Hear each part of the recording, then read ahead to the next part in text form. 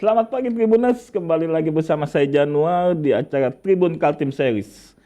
Kali ini kita punya seorang tamu istimewa yang bakal memberikan pengalamannya, terus memberikan pendapatnya soal situasi partai politik, terutama Partai Demokrat di Balikpapan.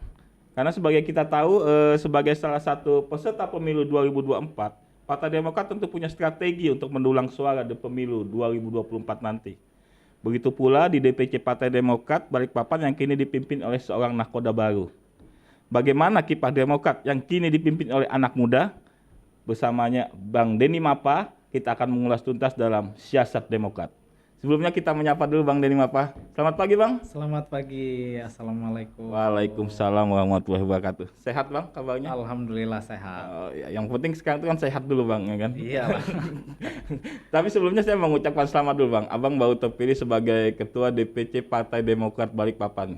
Ya. Alhamdulillah. Alhamdulillah. Terima kasih. Baik Bang, Abang terpilih 2022 dan dalam waktu tidak sampai 2 tahun kayaknya Partai Demokrat akan menghadapi pemilu serentak 2024 ya Bang. Iya. Nah, itu pekerjaan berat, pekerjaan besar. Nah, kira-kira strategi apa yang nantinya akan diambil oleh Demokrat di masa kepemimpinan Abang gitu? Kita bicara dalam skup Balikpapan aja dulu Bang ya. Iya. Kalau strategi sekarang ini memang kita sedang menyiapkan mesin partai supaya nanti bisa digunakan pada tahun 2024 untuk menambah jumlah suara dan jumlah kursi kita di DPRD. Saat ini 4 ya? Saat ini 4. Ya, target kita ke depannya ya minimal kita bisa dapat unsur pimpinan di DPR. Nah, seperti apa penggerakan mesin partai dan realnya itu seperti apa gitu Bang? Yang pertama kami sudah menyiapkan kantor sekretariat kita. Bisa dikatakan kantor sekretariat DPC Partai Demokrat di Balikpapan ini pindah-pindah ya? Bukan pindah-pindah, tapi saat ini yang terbesar. Bisa dikatakan seperti itu. Saya belum ada melihat kantor DPC partai di Kalimantan Timur itu yang sebesar DPC Partai Demokrat Kota Balikpapan. Di mana kan daerah mana? Di Stalkuda. Di Stalkuda. Sudah ada. Oh, sudah. Nanti mungkin bisa main-main ke sana. Ke gedung Demokrat. Jadi bentuknya gedung. Nah, kami menamakan Gedung Demokrat. Itu salah satu mungkin membrand kembali Partai Demokrat di Balikpapan Bang ya. Artinya kita sudah menyiapkan infrastruktur yang sebegitu bagus. Nah, artinya kita serius untuk menghadapi pemilu serentak di tahun 2024. Jadi mesinnya pada saat ini sudah mulai kita panaskan. Itu membangun brand image dengan menyiapkan sebuah gedung Demokrat yang terbesar di Kaltim ya. Nah, dari sisi menarik konstituen sendiri, apa yang strategi Demokrat yang akan dilakukan di 2024? Kalau strategi untuk konstituen ya pastinya kita sudah punya anggota DPR 4. Nah, kita akan berkolaborasi dengan program-program dari anggota DPR itu sendiri. Selain itu ya kita punya banyak program juga untuk konstituen. Ya kita bisa, ya salah satunya ketika ada bencana ya kita akan turun untuk membuat dapur rakyat, terus kita akan bagi sembako dan macam-macam lah hal yang bisa kita lakukan untuk konstituen. Dan memang kalau saya punya program kerja yang bisa dikatakan untuk meraih milenial cukup bagus ya, karena saya kolaborasikan dengan entrepreneur. Apa tuh Bang? Contohnya Nah, salah satunya nanti akan ada kami buat program Demokratpreneur. Jadi saya pengen membuat Demokrat di Balikpapan ini bukan hanya sebatas orang datang berpolitik aja, berpartai saja, tapi saya pengen membuat teman-teman yang ada di Demokrat itu minimal bisa berusaha. Bagaimana sih caranya berusaha? Bagaimana sih caranya supaya kita bisa menghasilkan uang dari usaha kita sendiri. Nah, saya punya program kerja Demokratpreneur itu. Mungkin itu pengalaman Abang sebagai pengusaha yang akan diterapkan di situ. Pastinya dari pengalaman saya sebagai pengusaha akan saya bawa dan saya akan membagi ke teman-teman semua. Itu untuk anak muda. Nah, untuk pemilih yang maksudnya yang pemilih tetap Demokrat ini apa yang akan dilakukan untuk menjaga konstituen Demokrat supaya nanti bukannya bertambah, nanti takutnya kan malah berkurang gitu Iya. Bang, untuk menjaga konstituennya itu seperti apa? Kita punya program-program rutin yang pastinya. Program-program rutin itu biasa kita jalankan biasa sebulan sekali atau pada saat hari-hari besar atau memang kan kita punya PAC juga yang memimpin di setiap kecamatan. Nah, mereka juga memiliki program untuk selalu dekat dengan masyarakat atau pemilih Partai Demokrat. Nah, itu selalu berkoordinasi dengan DPC. Jadi kita tidak membiarkan pemilih Demokrat atau yang memang konstituennya Demokrat ini itu kita biarkan Iya. begitu aja. Nanti kita dekati baru pada saat mau menjelang pemilu, enggak. Tapi dari sekarang pun, bukan dari sekarang ya, dari dulu pun seperti itu. Jadi tetap kita maintain, tetap kita perhatikan kebutuhan dan kepentingan mereka. Terus untuk masa mengambang ini, kan masa mengambang ini cukup banyak sebenarnya di pengalaman pemilu 2009 kemarin kan cukup banyak sebenarnya. Nah, apa strategi Demokrat sendiri di 2024 nih Bang untuk masa mengambang Iya. yang belum menentukan pilihan gitu ya kan? Ya, yang jelas kita branding sih paling penting. Jadi kita harus membranding partai kita ini. Kita punya strategi Smart Party. Nah, yang pertama itu masalah media. Media ini kan penting nih. Sekarang ini zaman apa namanya IT, di mana-mana teknologi itu banyak mengambil peran lah. Nah, IT ini yang akan kita manfaatkan juga. Media-media Partai Demokrat itu juga akan kita benahi dan akan kita orbitkan menjadi sebuah media sosial yang aktif. Nah, orang kan sekarang apa-apa lihat handphone, Iya. apa-apa lihat IG, apa-apa lihat Facebook. Nah, itu yang akan kita manfaatkan. Jadi Demokrat akan mencoba melakukan serangan udara gitu kan? Ya, kita kan coba memperkuat di serangan udara. Udah. Tapi ini menarik Demokrat di tingkat pusat ya. Dia menjual sosok AHY sebagai salah satu ikon Demokrat, ya kan? Apakah itu juga akan dilakukan di Balikpapan dan apakah Demokrat Balikpapan konsisten ini mengusung AHY sebagai capres 2024 ini? Itu nggak perlu dipertanyakan lagi. Sosok ketum AHY itu brandingnya bukan hanya di pusat, bahkan sampai akar rumput pun kita harus membranding ketum AHY. Jadi mulai dari ketum terpilih sampai dengan nanti pemilu serentak, ya kita benar-benar harus membranding ketum AHY sebagai pemimpin Partai Demokrat dan insya Allah akan masuk dalam bursa capres seperti itu. Nah, bicara tentang pemimpin ini kan Bang, selain calon presiden ini kan dengar-dengar Abang juga dicalonkan ya kan sebagai salah satu calon wakil wali kota Balikpapan gitu. Iya. Untuk mendampingi Pak Rahmat Masud ya kan. Iya, Pak, iya. Bagaimana sih Bang tiba-tiba proses itu berjalan, tiba-tiba muncul nama Abang dicalonkan oleh DPP Partai Demokrat sebagai bakal calon wakil wali kota nih? Ya, kalau masalah pencalonan itu kan memang keputusan dari DPP Partai Demokrat.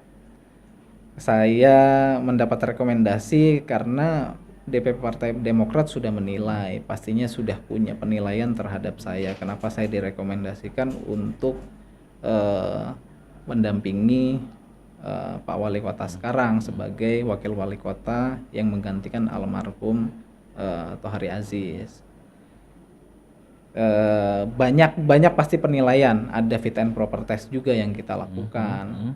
Dan kebetulan saya juga baru terpilih menjadi ketua DPC Partai Demokrat. Artinya ya memang Demokrat ini selalu memilih kader-kader terbaik untuk maju ke kontestasi. Tapi sebelum keluarnya nama Abang sebagai calon wakil wali kota, apakah ada isyarat dari DPP sendiri bahwa ini Abang nih yang dicalonkan sebagai wakil wali kota gitu ya kan untuk gantikan Tohari Aziz? Apa Abang sering berkomunikasi dengan DPP soal pencalonan wakil wali kota ini? Sebenarnya awalnya sih nggak ada. Cuma memang pada bulan Februari kan memang mulai mencuat nih pengusung untuk wakil wali kota. Nah, jadi di Partai Demokrat sendiri membuat rapat lah, ibaratnya membahas siapa yang mau akan kita usung. Apakah dari partai lain yang akan kita usung atau kader sendiri.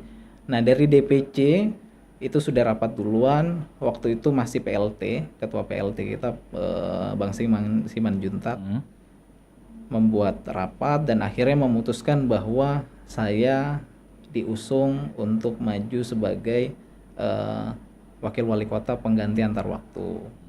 Abang satu-satunya calon yang diajukan dari DPC ke Iya. DPP.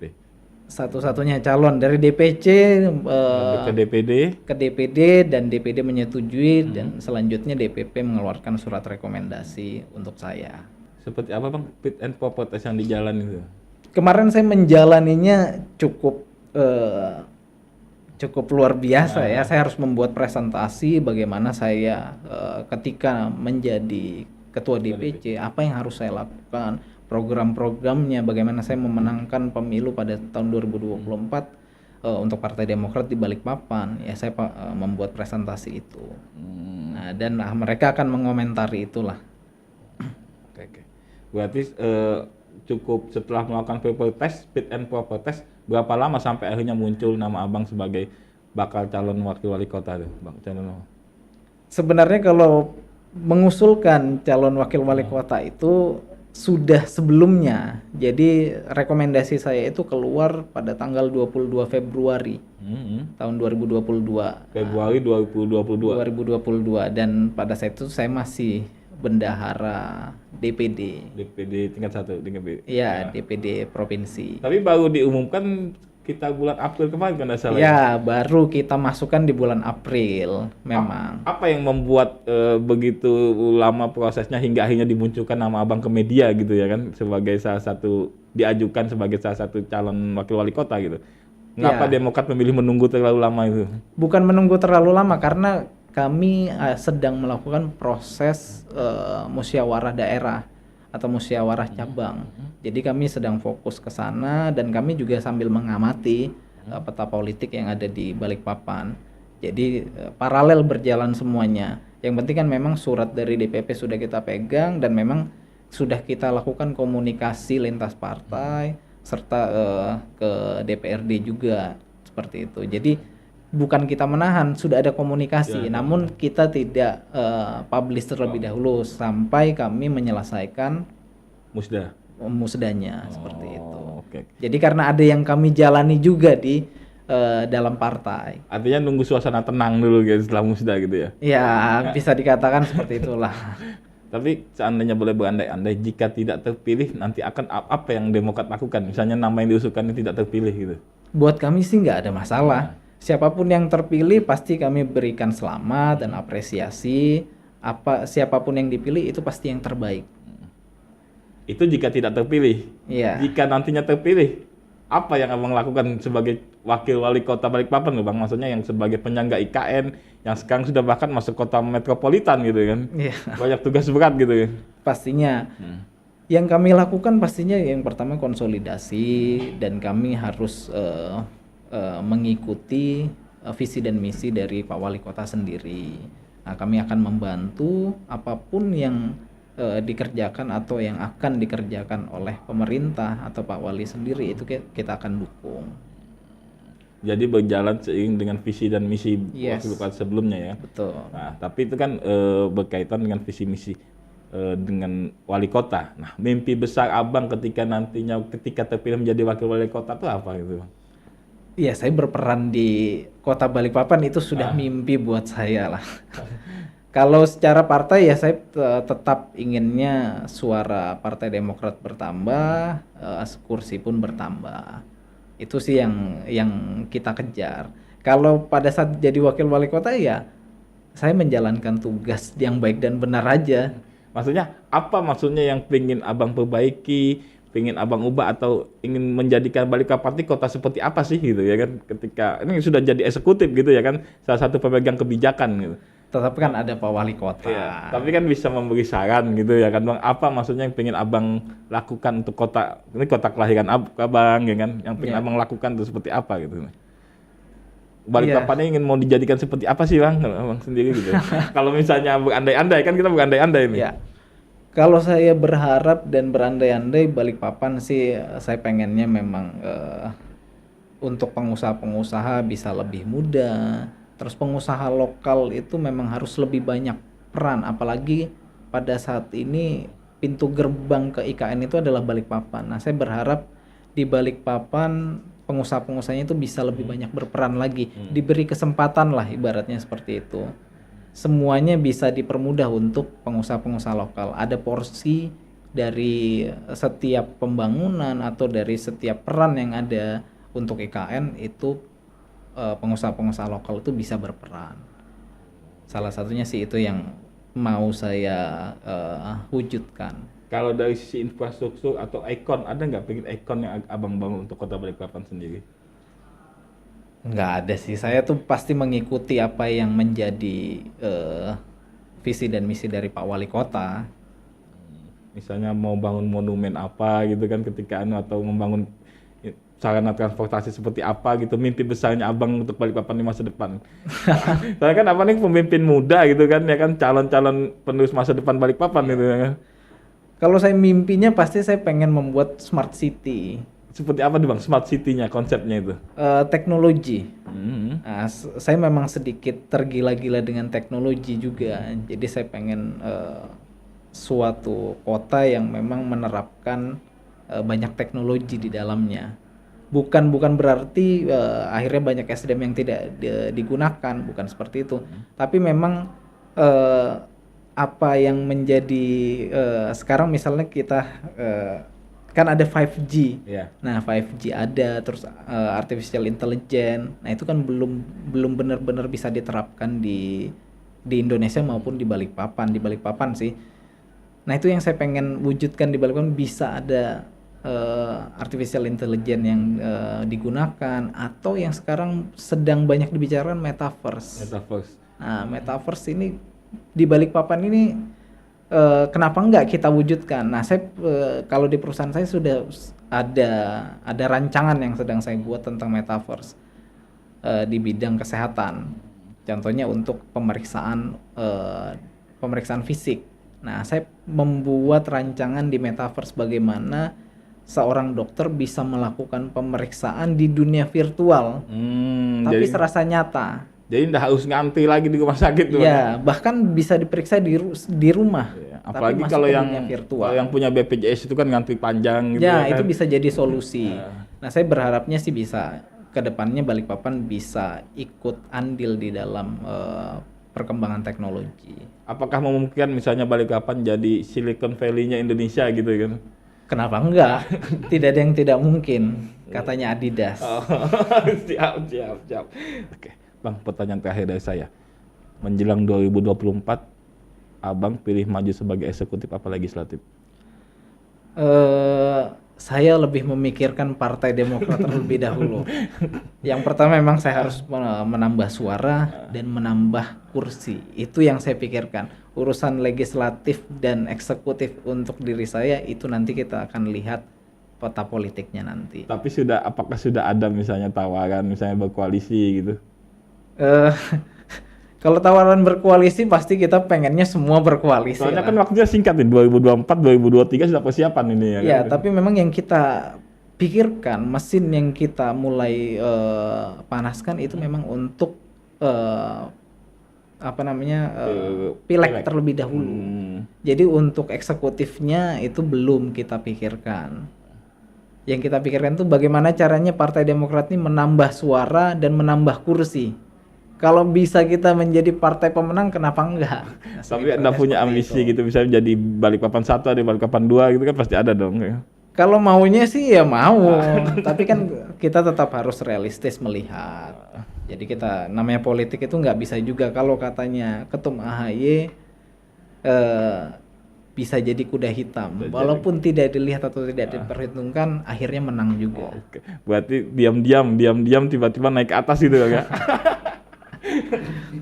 Amin. Kita doakan saja semoga Partai Demokrat semakin besar, Amin. terus berkiprah di dunia perpolitikan Indonesia gitu ya. Amin. Ya Rabbal Alamin. Terima kasih. Bang Denny, terima kasih banyak atas waktunya hari ini. Semoga tetap sehat selalu ya kan, dan tetap membawa Partai Demokrat menuju ke arah yang lebih baik. Amin ya Rabbal Alamin. Terima kasih. Baik Tribuners, begini sampai sini Tribun Kaltim Series untuk hari ini. Terima kasih, sampai jumpa di Tribun Kaltim seri selanjutnya. Terima kasih sudah nonton. Jangan lupa like, subscribe, dan share ya.